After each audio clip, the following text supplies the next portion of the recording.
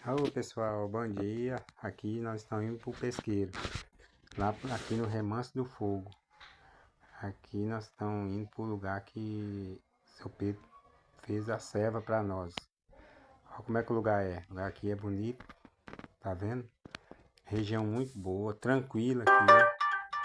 Aí nós estamos indo lá pro pesqueiro, aonde que é o lugar que nós vamos pescar. Que aqui você tem que alugar o barco para chegar até lá.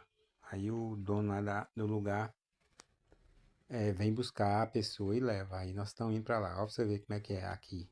Que é no Remanso do Fogo. Como é a água azulzinha.